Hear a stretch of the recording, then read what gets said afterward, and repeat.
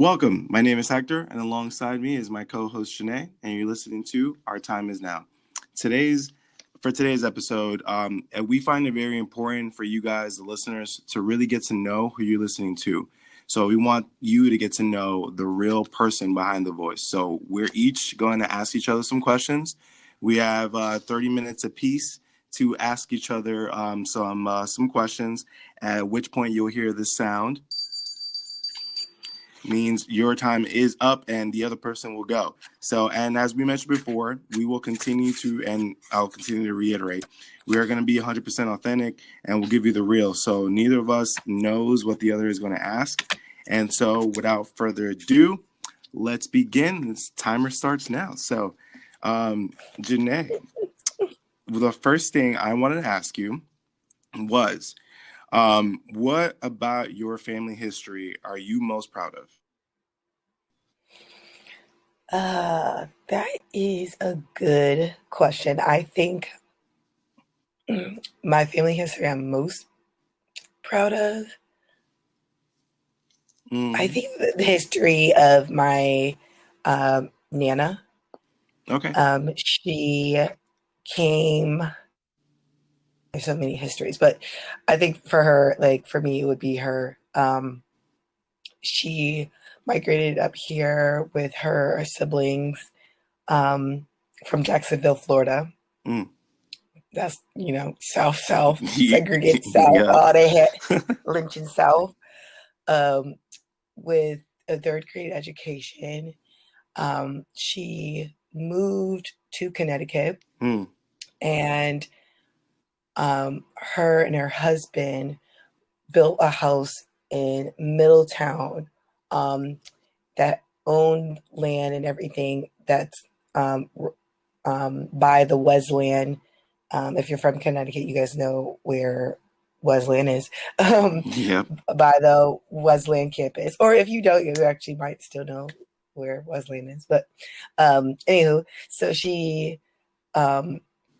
bought land, built a house, and within maybe a couple months of the house being finished, her husband died.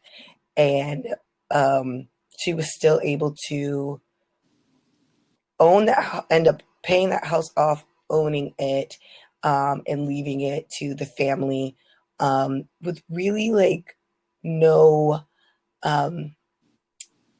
with no quote unquote job.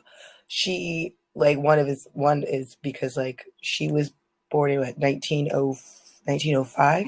Wow. Yeah. Right. Yeah, we didn't really, women really didn't have rights. So they really didn't have rights when she was even coming up here. So she was able to pay off a house, support a whole community. She took in children. She took in my mom and raised her even at the age of 70. She was what did they call a church mother. So she took care of families and people all over the community. So she's someone that really amplifies, community and caring about one's community, even when, the community didn't always care about her. Before.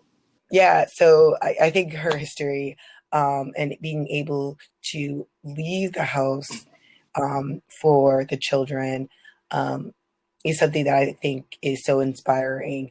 And I, wish I could pick her brain to this day about how she was able to do that. But yeah, that would be the one history. All right. So the next couple ones are going to have a little bit of fun. It's just rapid fire. So the first thing is pop in your head. Okay. What is your favorite guilty pleasure? My favorite guilty pleasure would be probably listening to rock music. Okay. All right. I was not expecting that one, but little here and there rock. Yeah, cool. All right. Oldies but goodies. All right. What's something you're good at that most people don't know? Well, I'm not sure that people know that I dance, so I think that I'm good at it. So that's all that matters. Okay. So I would say dance and learning different types of dance. Okay. What is your favorite movie? All Day Lion King. The Lion Nice. King. Love that movie. No, okay, okay. What is your favorite song to listen to when you're in a good mood, bad mood? In a good mood. Mm, Oh, that's like that's kind of hard. It's like literally anything. Like I'll go deep diving into the music, catalog. So that's one's hard. But in a bad mm, mood, I would feel like I tend to go to like How to Keep Your Head Up by Tupac. mm. For sure. I don't like it's I don't know. It's like yeah. Um I know it's like it makes you feel some type of way. Like, yeah, keep Yeah. your head up. Um and like gospel songs, like Fly Like a Bird, um is one I can think of at the top of my head by Mariah Okay. Carey. All right. So and next one's your favorite candy, team, and book. Okay. Candy, I would go with peanut M&Ms. Okay. Um Team, um UConn Huskies, Okay. men and women's basketball team all day. Word. Word. Um, all day, UConn for life. Uh, in book, I don't really know if I can have a favorite book. I will say like a book that I really was inspired and with this past year was How to Be Anti-Racist. So Mm. I felt like Okay. that would be the book of the year. Maybe I'll say that instead of Okay. favorite. All right. So now I'm gonna ask you some more difficult ones. So one would be, who do you consider to be your biggest inspiration? Who do I consider my biggest inspiration? It's really hard. I've like my whole family, but I would go with if we had to get one person, probably my brother Mm. Shaquan, Okay. Shaq. He is on the autism spectrum, um, but extremely resilient and deserves just a world where he could thrive and be himself, and be supported. And I think, very much so, he inspires the family, Mm. of like him just being himself. Um, and a lot of the stuff I do is with him in mind. So I would Okay. say, That's awesome. All right. One, obviously, with this podcast, a lot of things that we discuss are things that are going on a day-to-day basis today, and a lot of hot topics that people either don't really want to listen to, want to sweep it under the rug, or just want to kind of downplay as not so serious. So and I know that you've been very vocal about the injustices that happen, in particular with Black people. And so I want to ask you, what is your biggest frustration when speaking to other people about the injustices that occurred today? ooh, that's a good question. Uh, I feel my biggest frustration, uh, that people really lack real empathy. Mm, Like, I think my frustration is like people will go in a realm of defense mechanisms instead of trying to hear what that person is saying about their mm, experiences.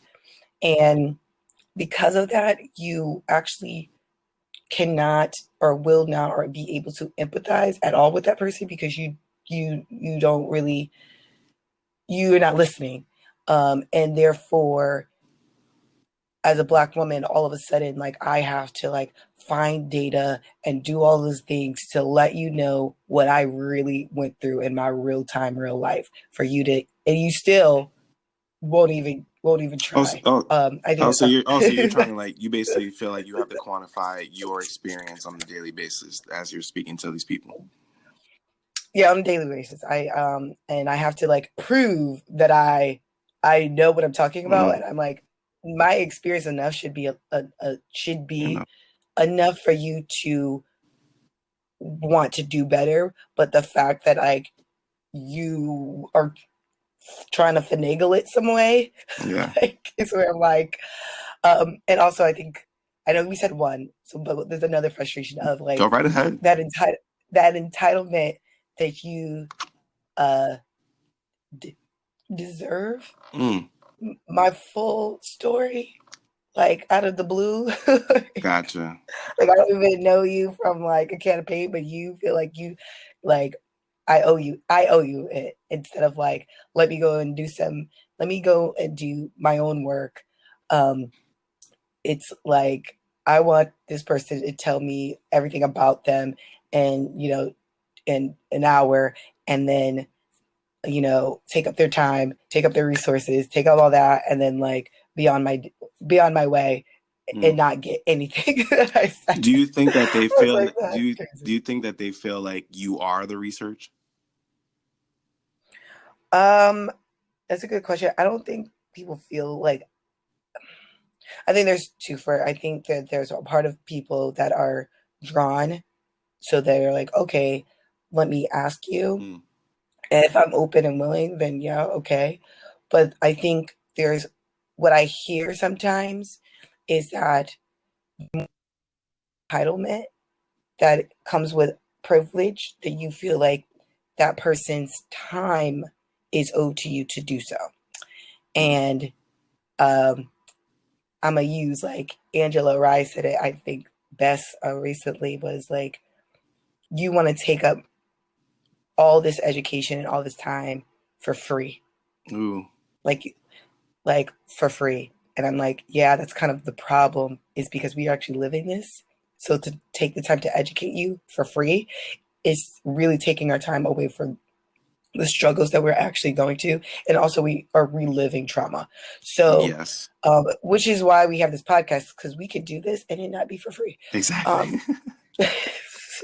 Exactly. You're gonna listen to, and if you don't want it, you can just hit back, listen to that one statement I said, so that way I don't have to keep repeating myself because clearly you ain't listening. So yeah, that definitely I definitely feel you on that one. If you could help our listeners to understand one thing. I know there's a multitude of things that we obviously, if we can put our brain in their brain and have them understand and feel what we're going through, that would be ideal. But obviously, that's not the case. But what do you if you could, I'm sorry, help our listeners to understand one thing, just one thing, what would that be? One thing I would want our listeners to gather or understand is that you are the change. Mm, You are, without a doubt, the change to make this world not just like a better place, but a place where our planet is thriving. We are thriving. There, there isn't a falsehood of um, superiority. Like you are that change to change the destiny of our mm, future. When people like our title is our time is now, that is what we're saying. Our time, your time is right now. Don't hesitate. Don't question that for yourself. It's you. You got and there's a lot of people willing to guide you, but it's already written. yeah. So that's one thing I would like to tell Awesome. Awesome. our Okay. What or who I should say, if you could have dinner and speak to anyone, dead or alive, who would it be? Oh man, this question this one is so hard. Okay, dead. Okay, it's only one person. Okay, I might have to do more than one. I'm sorry, It's but okay. okay, like I would definitely uh want to speak to my nana, and talk to her, um, and just kind of ask her like questions, but also ask her like, what does she see? So that would be a person who I would just like ask, like ponder questions and ideas through. Uh, so it would be my Nana. Second person alive would be Angela Davis. Mm. I feel like I'm so close to meeting her. Like, side note, like I'm like, oh my god, I might meet Yeah. her, and I feel like I would probably just stare at her. in my, but in real life, I would ask her questions. Um, she's amazing and went through so much, so she's an inspiration for so many people throughout the world. So I would definitely want to speak to her for sure. So okay, I'll stop there. My Nana. Oh, but then okay, yeah, I'm gonna stop there. Stop there. There's so many. There's so many. What is it? Because I know you've talked, and I know Angela Davis, and I'm a big fan as well. But I'm just curious, what is it about her that made you feel like, yeah, like this is my girl, like this is someone I look up to, this is someone that would have her be on the list of the people that if you could only have dinner with them, she is on that list. So like, what about her? If you can tell us a little bit more, is it that kind of resonates with you and you know is an inspiration to you?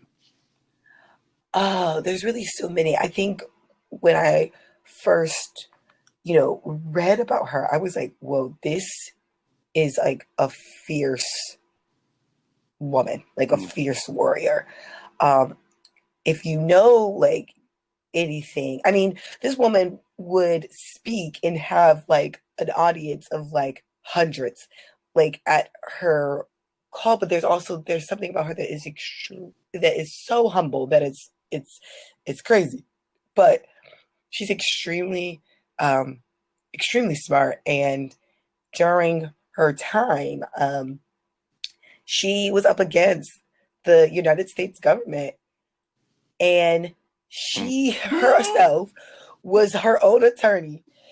And mind you, the U.S. government, we not talking about like they trying to go after her. And if we know our history, we know when they do, they are pretty undefeated. Yeah. And this is a time where they have taken leaders and presidents out, so they're going after her, and she was able to beat that case on her own. She was her own her own lawyer. It was like in my head, how I read the whole thing was like, she was like, y'all can't touch me. Like, like so I read it. I'm like, yo, because she was not just she outsmarted them, and that was what made her so dangerous in their eyes, is because she wasn't on that same level. She is extremely intelligent, but humble and wise to like be. If you hear other people talk about her, she is just so willing to give you that information. But she has gone through so much, so much. Yes. But I just thought that was like super dope, and also very Harriet Tubman of her, because Harriet Tubman actually sues the U.S. government and wins in a time where that is like unthinkable. So yeah, so I was just like, yes, you go, girl. But yeah, she's one of them. So what would in this day and age in America, what do you believe is the government's biggest fear when it comes to Black America? It's a fear, a false fear of Black unity, and I think it's a false fear, and I say it just like that, because I believe in our consciousness, right? The fear of Black unity is a fear that they are going to do what we are doing to them. So that means what you're doing is wrong, and that you don't want it to happen to you, but you deliberately allowing and thriving on this falsehood. Um, and I believe Black unity is a fear, um, not just on how we will unify ourselves here, but what we have been able to unify and will continue probably ourselves and other places. Mm. And when people realize that Black and brown are the the global majority, oh, oh, this is a different game. Like it might Yeah. not look like that here in the United States, but we are that um, outward. Hmm. So that is really pondering for some people. Like, oh my God, what if? Uh, the crazy thing is that has never been our intent, not in our historic intent, and not now. Um, we don't we don't have the desire to do what you are already continuing to do onto others. That makes us no sense. We, That makes us hypocrites. um, And we don't yeah. aspire to be anything like you. So, nope. Yeah. So it's a false fear. It's a false fear that they will literally propaganda, kill, die, murder to keep this falsehood alive. Okay. Great answer. I definitely agree as well. What is something you wish you were taught when you were growing up?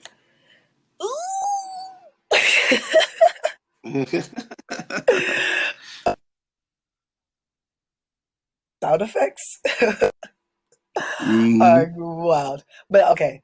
Um, I wish I was taught like everyone's family is has their own complications, and I think also there's you know environmental things that come in, and I believe that one thing is to that I wish I was taught that it isn't your fault. Very quickly in our upbringing, that things will happen that is out of our control, and immediately we are blamed for it. And Mm. this stems from a historic of this, being told this, and then adding that you're a woman. Yes. And so there are things that I wish was just told this isn't your fault. So you don't have to carry the um, um, emotional baggage that this or these experiences hold hold you to and bound you to. Because honestly, uh, honestly, I okay. Honestly, that hindered, certain parts of my growth. So that's Mm. only like one. That would be one thing. Okay. And I think we're coming up on time, so I'm going to ask, see if we fit this one in, and if we can fit another, then great. But what is something that you can tell our audience about either just a negative experience that you have had because of your skin color? Oof. There's so many. I would go. I'm gonna go with like one that was recent, like a recentish, during our protest. And it just was like it brought me to a flashback, so that's probably why it bothered me a lot too. We were at a protest, um, and it was always on our end peaceful, but there was Mm. hecklers, and one heckler was a white woman with her child. And there are so many things that like bother me about this interaction, right? So Mm. we're chanting, and she starts. This mother decides to use our chants kind of like against us, but saying extremely, um, you know, just saying racist things. Mm. And her daughter, being young, you're at that stage where you're mimicking. So she's just Yeah. mimicking her mother. And that brought me back to a time where that actually happened. in Connecticut and Wallingford. I'll say this story really quickly is where I was, after playing a game, a basketball game, we, over the summer we would play at like the Y, and there's a place that we would play at that's like on the Meriden and Wallingford line. And I remember just, after finishing the game, my mom was speaking to one of her friends, and we're pretty much like, yeah, my mom and her friend were just talking, and my mom's friend was a Black woman, and they're just chatting it up, like, oh my goodness, I haven't seen you in so long. And so I'm pacing kind of back and forth, like I'm ready to go. This woman with her two children, like glaring at me. And when you're Black, you start, the, and by default for me is, okay, maybe I smile, this person will ease up or like don't feel a certain way about me all of a sudden, right? Yeah. So I smile at them, and I look at the little girl who's kind of looking at me like I want to smile back, and then her mother looks at her and she goes, "Look how they act." And look how they act. And then that little girl went from like kind of smiling to then glaring very similarly to her mom. And those kids were really young, probably maybe like 5 or 6. Okay. And not these incidents is not unique to myself, but to know that you were openly and willingly to teach your child how to hate, right? And use, me as the example to do so was always so problematic to me, because it's like it's like you as an adult have that control and influence on that child, and you deliberately, and then I have to endure like, oh my goodness, what did I do? What, like, my just pure existence, and you didn't like, and that's the thing, now a care in the world of like what that did to me at that moment. Like I said, it still played out. I just turned 31. I had that incident happen again, and I still had that flashback of being that kid at at a basketball game and someone doing that. That is the trauma that continues to happen. That this is just one of a very small incidents of like that happened at maybe 15, and that happened at 31. How my life at some points did not change.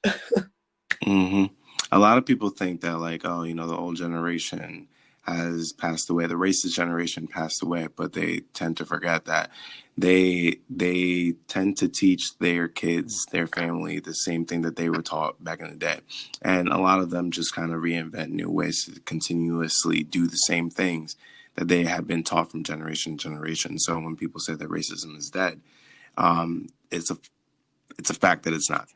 It's a fact that literally it just looks different than it did back in the day. And it really doesn't look that different. So if you guys read a book, you would realize like, oh, man, this is the same.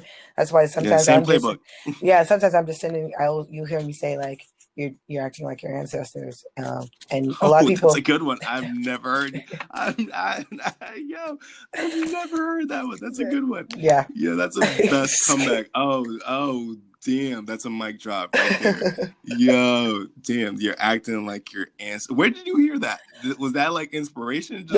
One, my mom's like, she would say that, and I was like, yo, facts. And then then I was like, nah, you're acting like your ancestors. And when I'm not saying this as like, I'm saying like literally, if you look back, your ancestors say and do the exact same thing. So I'm very, I'm not gonna apologize. Like, and I say this great, knowing that I am acting in reflection to come back, your ancestors. So we really in the same boat. We really the same people. Yeah, that is the best I think I've ever heard in my entire life. And it's just so simple because it's like, yeah, you You're acting like I really want to see the faces that they make. Oh, that's the time right there. But I really want to see the faces that they make when you say that to them. Like that would be freaking precious. But but that's definitely something I'm gonna take away with me. You're acting like your ancestors. Listen, so Janae, thank you so much for answering my questions. I know the listeners definitely appreciate it, and it's now my turn to sit on the hot seat. So I'm ready when you are. Yes. Thank you so much for those questions. And Hector, I want to ask one, what is your favorite childhood memory? Ooh, One of your favorites. I've one of my favorites, to be honest, it's kind of a collective, but it's just playing baseball. I'm Dominican for those listening in and don't know me, but I'm from Dominican Republic. My family was born there. We came here when I was about 4. My brother was born in the United States, but for the most part, our family was all born in Dominican Republic. And as tradition stands, because my grandfather was actually a minor league baseball player who unfortunately wasn't allowed to come up because of racism and all that stuff. They didn't let him come up, but he was a prominent baseball player, so it kind of just fed into what I was supposed to do. My father was a baseball player. Even though he never played professionally, he was a great player in our country. Played for the country's team, I think for basketball too as well. So he was an athlete. And so for me, it kind of was just like, okay, I'm the next one up. And I used to play all the time, all day, every day. With my dad, we used to always practice and play with the bigger kids. But that was always just fun, just playing baseball, and that was honestly the majority of my childhood. It was just playing baseball and having a great time. So I would say my favorite childhood memory is just playing ball.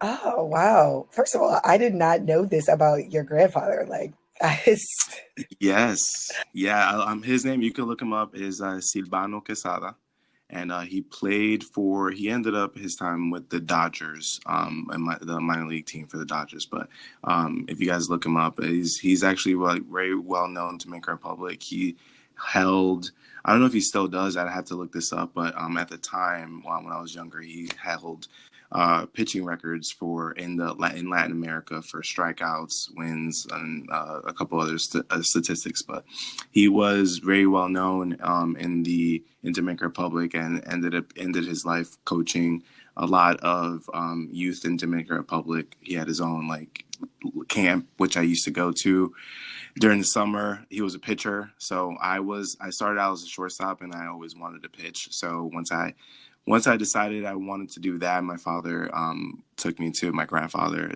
so I can learn from the pro. But yeah, so you would look him up, Silvano Quesada. wow, that's That's his name. amazing. That's so amazing. Yeah. Uh, yeah, I'm so happy you shared that. I'm like, that's beautiful. Let's go, fam. Thank you. Um, okay. Um, I'm gonna who is your biggest inspiration?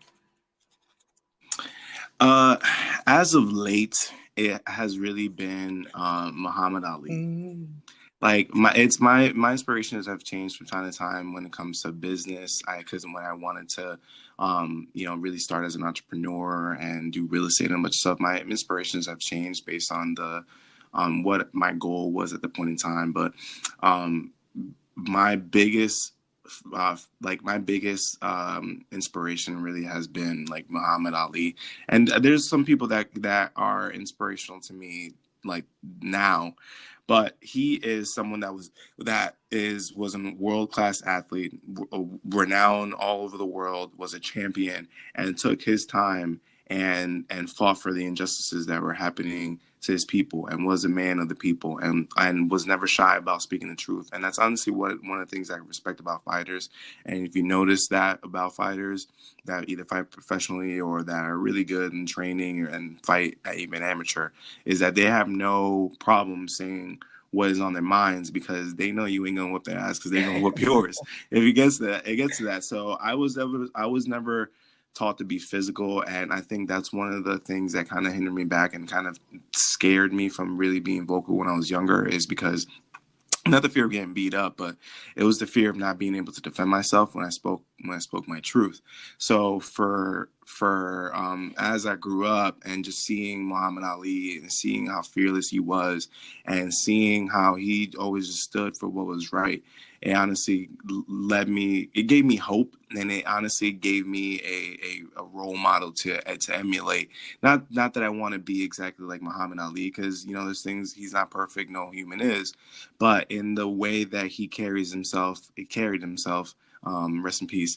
But he carried himself, and the fact that he was always willing to fight and stick his neck out and not back down from any challenge, no matter what, no matter if it was the government or someone in the ring, was something that was really inspirational to me, and it continues to be. It's one of the quotes that I continuously go back on is when he was debating college students, and he was like, you're not willing to fight for me and the injustices that are occurring here, but you want me to go off and fight off somebody else, and kill some other poor, not unprivileged people in across the world, but you don't actually want to fight for me and my people here. You're my opponent when it comes to injustice. You're the person that's standing in my way every single time I want equality here. Obviously, I'm paraphrasing, but that was definitely a quote that always resonates with me, because it's so true, and he was just not ever one to keep quiet, and I can respect that, especially when it's truth, because some people talk just to talk, just to be loud and be disruptive, but he always spoke with a message, and he did it in like one fearless way, but he was also like a jokester. He also tried to make people laugh, and it was just a man of the people, and I can respect that, because he never really forgot where he came from. Yeah. Oh, Ali. That's such a great one. And was willing to risk it all, right? Like he had, Mm-hmm.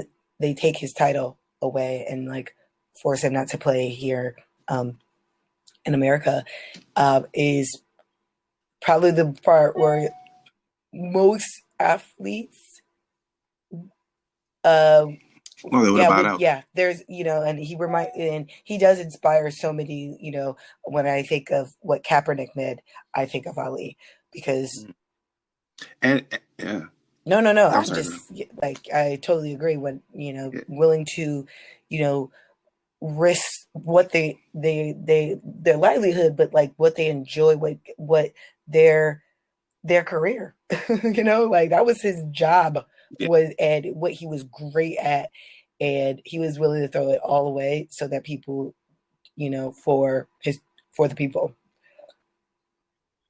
And it just dawned on me too, that he's, out of all the athletes that have stuck their neck out in a time that where um, it was not a good look, and it was not something that would actually go your way. He's honestly, if memory serves me correctly, he's really the only one that got his livelihood back. If you think about even in the Olympics, when they raised their fists in Black Power and Unity, they were never able to they were alienated by their families, their colleagues. They were never able to do anything. There's a couple NBA players too that didn't want to stand for the national anthem, that never played another game of basketball again. There's a lot of athletes, and Kaepernick being the latest example, that have stood up for what was right, and they completely lost their livelihood. So for him to do what he did and still end up being the champ, even though it took some time, was something that was like, wow, like there are victors, and you can be rewarded for doing the right thing, and that he was definitely an inspiration to me, and obviously still is. Yes. Rest in peace, always the greatest, Mm. world's greatest. Yep. Okay, that was a beautiful. I love that. What helps keep what help keeps you motivated? Well, now my son, Sebastian Stephen Santos, love you. He is definitely my biggest inspiration and definitely the driving force to make sure that I do what's right, and I want to be the shining example for him to know and understand that like no matter what obstacle comes your way, you can overcome. But outside of that, it's just honestly, it's a little bit of fear. I don't want to die and leave this world and not have accomplished what I believe I was set out to do in this world and make this world a better place. And I want, it's not so much of like notoriety and have like my name live forever in infamy. It's just I want to be able when I pass away say, you know, this world was a better place when he was in it. And if it can just help change one person's life for the better, that's honestly, good for me, and that's enough for me. And I know I've done some, but I definitely know and feel I can do more. But there's definitely times that I've lost, and I'm gradually working my way back up.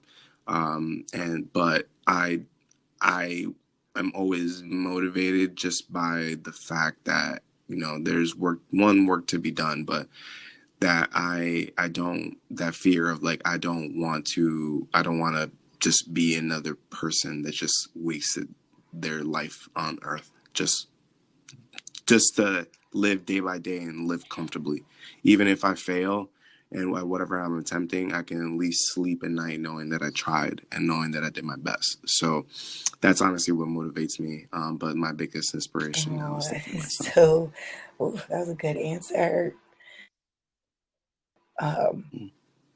well, I'm gonna skip to this question because it makes sense. It flows better. Um, what kind of future do you want to leave for your son?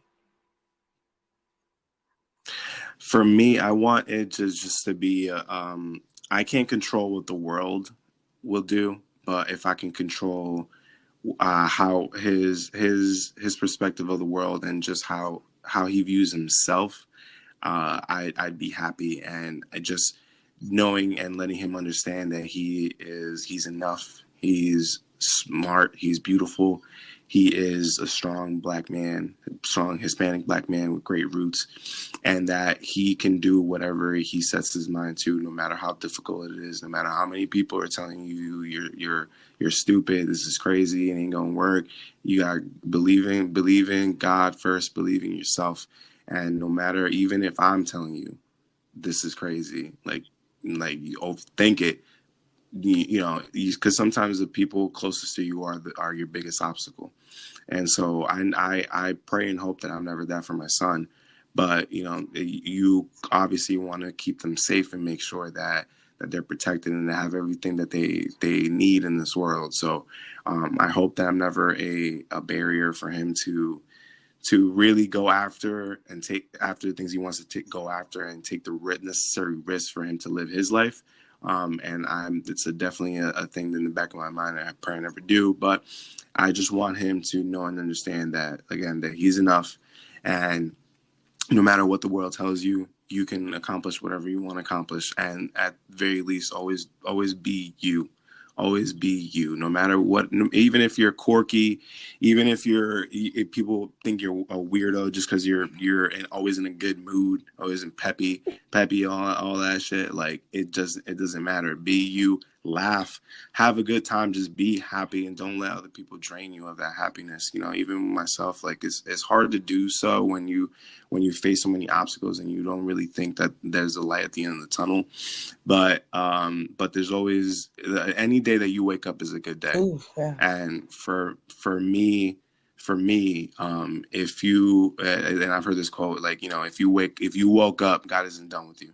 So want to make sure that he goes after it all, and if anything, that he at the very least just try whatever it is that you want to try, and go after. Even if you fail, be okay with failure and be okay with not being the best at everything, but make sure that you give your all and give your best. And anytime that you do anything. So that's that, honestly, because I'm not so worried about the world, because the world, you're not like, you can you can impact the world by how you live on a daily basis. And so if I can teach him to live right, do right, and focus on himself, and then in turn treat others with respect, love, and compassion and empathy, and listen, then I would feel as though my job, at least as a parent, as a father to him, would be complete.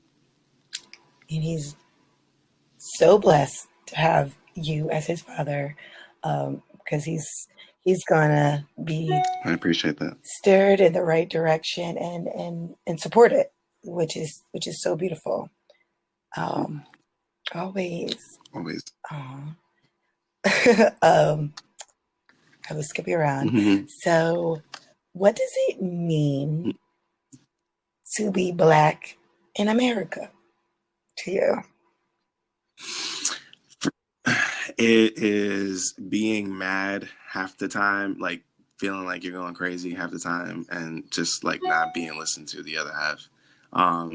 But to me, at least, especially when it comes to significant change, you see a lot of stuff fall on deaf ears. And even when you try to be verbal, and even if you're screaming from the rooftops and saying, this is wrong, people don't care. And it's just they want to use like symbolism as a way to hide the fact that they don't care and that they're not really going to do anything about it. So it's just, for me, being Black in America is just making sure that you're taking care of your own, taking care of your family, taking care of your people, and making sure that you do right by your people and by yourself and by your family, because there's nobody else in this world, and I'm not even talking, I'm extending it to the world, that's really going to look out for you, and keep your sanity, because at the end of the day, they always want to discredit us. They always want to make us seem like we're crazy for wanting to be treated as human beings and being treated equal and being given and demanding to be given what we're owed. It's not something that we're asking for. It's something that we're owed. So miss me with that bull, that we haven't contributed anything, that we haven't endured enough, and that we don't continuously endure bullshit on a daily basis now. So it's just, I feel like we waste so much time trying to prove to other people, like, hey, this is going on with us, like, believe me, that we drive ourselves crazy, because it's like we're talking to people that don't care. And so if I can say, especially being Black in America, you have to just know and understand that, just like you had mentioned before, like, people have the audacity to think that you owe them your story. You don't. And at the very least, you should profit from it if you are going to tell your story, because everybody else profits off of Black community, Black history, Black everything, except for Black people. So I want to definitely make sure that as a Black person, definitely in America, it's just like, we need to make sure that we stay sane for ourselves. We focus on ourselves, our community, and do it ourselves, and just, really fuck everybody else. Because at the end of the day, I know they say, oh, we need to lift ourselves by our own bootstraps, but if we never even have boots to begin with. So it's just a matter of, for us, being able to finally really unify and and speak to one another within our community, instead of focusing and talking and wanting people to listen to our story. Although it is important that we tell our story, I think it's important for us to know and understand our own story, and build ourselves up from within, and teach ourselves and do all that stuff ourselves. Because even the most best intentioned white people, or any other race that really tries to come in, you always see it time and time again, that at the end of the day, they still don't understand, and at the end of the day, 9 out of 10 end up doing more hurt than help. So it is what it is. But for me, being Black in America is also beautiful. It's also one of the best things that I could be, because it's just dope. It's dope as fuck, and I love it. But it is, I do know and understand that it's just, you're gonna drive yourself crazy if you want to, if you constantly are trying to like just either you, if you worry too much about other people and what's going on with, and like how other people acting and treat, and like it's, I know it's kind of a catch-22 because you don't want, you shouldn't let anybody disrespect you at all. And I'm not saying that, but like definitely we have to stop paying so much mind to other people, because at the end of the day, they just want us to focus on them and focus on their shit instead of focusing on ourselves. And I'm kind of done with that. That's why I don't really entertain having conversations with people that just want to be ignorant and want to regurgitate what's going on in the news. Because if you could read a book, if you read a book, then you would know what you're saying is bullshit. But you don't want to, you don't care to, and clearly you just want to live in your bubble where nothing affects you. And obviously, since you don't care so much, then I'm going to stay in my lane, you stay in yours, and I'm going to focus and make sure that I'm a positive asset in my community instead of a negative one. And as long as I'm doing the best that I can and living by example and helping in my community, then I'm being the best Black American that I can be. Hey, yeah, that is a lot to that. So thank you for sharing, your perspective and what it means. There's a lot. There's a lot. Yeah. And so thank you. Thank you for that. All Welcome. right, I'm gonna try to switch up to something a little light. I don't know, like, All right. Okay. What is one thing that is a stress that you use as a stress reliever?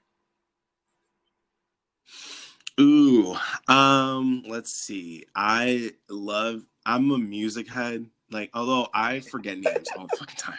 So I Same. apologize. Or even an artist, like, cause I'll do whatever. Like, I can tell you, like, I'll listen to a song. They used to call me like lyrics.com because I can like listen to a song, know the lyrics, and just like regurgitate it and just rap it and all that stuff. But I love music. I listen to it any day, any time I'm doing anything. I gotta listen to music. It's just like a good like stress reliever. It's just I love it. But dancing, although one of the things that like I haven't done in a long time, but I kind of want to get back to is just dancing bachata. Actually, I love dancing bachata. It's just like a good like stress reliever. I'm really good at it. So not to my own horn, but I just love dancing it. Dancing, especially like for my culture, it's just, it just kind of, it brings me back to that time, like those times in the Dominican Republic, and honestly, it just really reconnects me with my culture. That I haven't really had a chance to visit Dominican Republic in a while. So dancing is another. Those are the biggest two, but I'll give you some others as well. I love to draw. Let's find out that you're Picasso. I love to, let's draw. I'm not. I can like copy some stuff and like draw. Like I try to like think of unique pictures in my head and like try to draw, but like I'm still not that great at it. But like if you showed me, like if you put a picture in front of me and you give me the time, I can draw that. So I do love to draw. I love to color. Let's see what else. I do love to like work out, and obviously I love to like play sports. But yeah, the biggest two is music and dancing. First of all, I learned something new. Like, we've been friends for years, and I was like, "Oh, I did not know you like to draw." Yep. Like, no, a lot of people don't, because I kind of went away from that in a while because just life.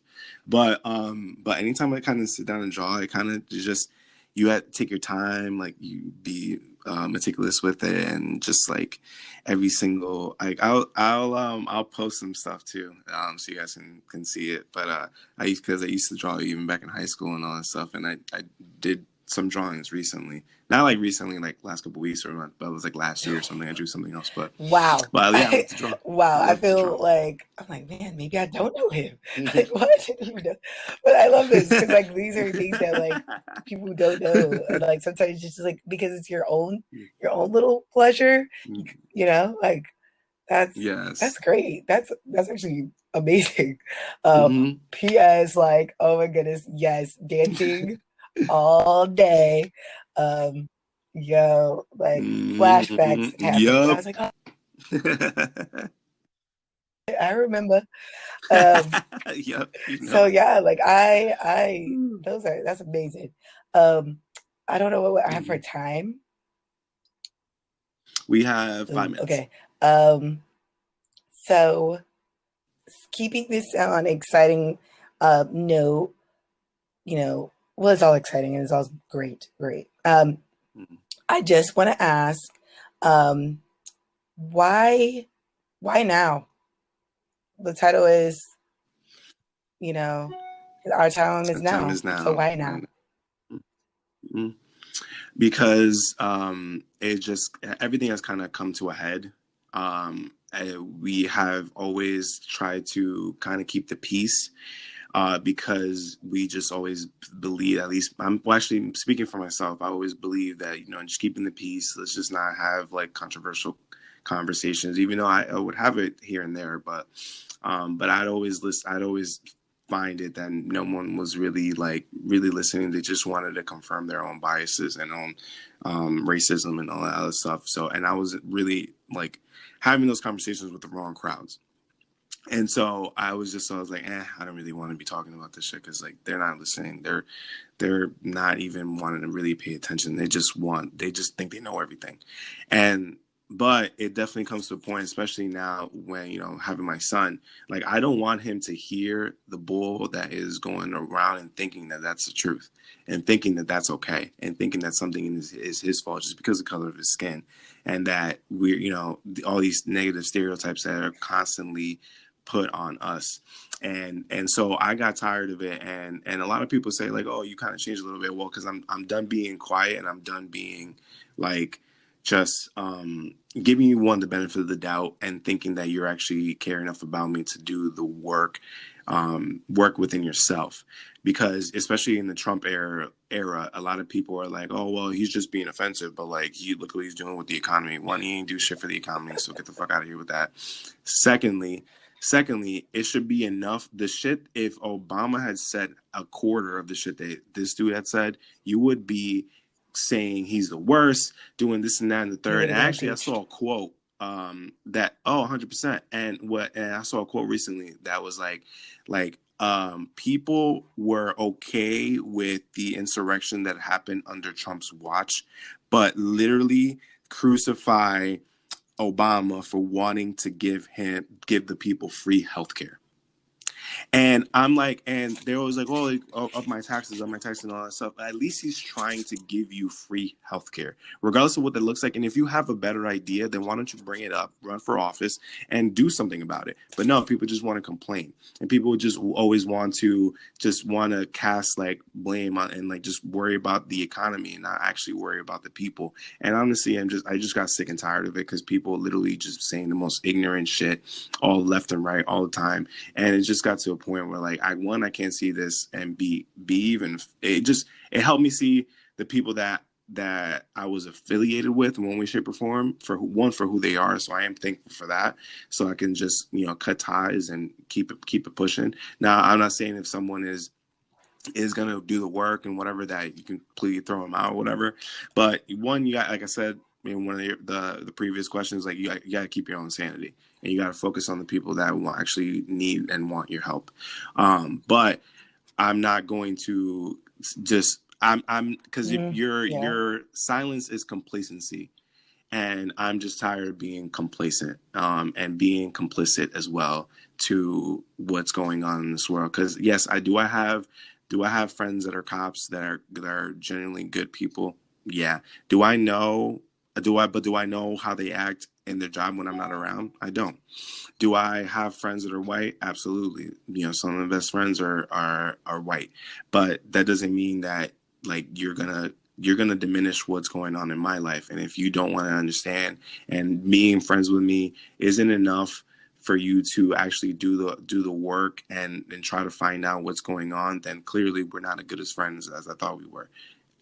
One, and then lastly, it's just like we can't move forward, and we in this country we can't move forward as citizens, and as friends, or build a relationship between whites and blacks and all demographics. If we don't speak truth to power, if we constantly just let shit slide under the rug just because, and if we don't actually care about the truth instead of just continuously perpetrating lies.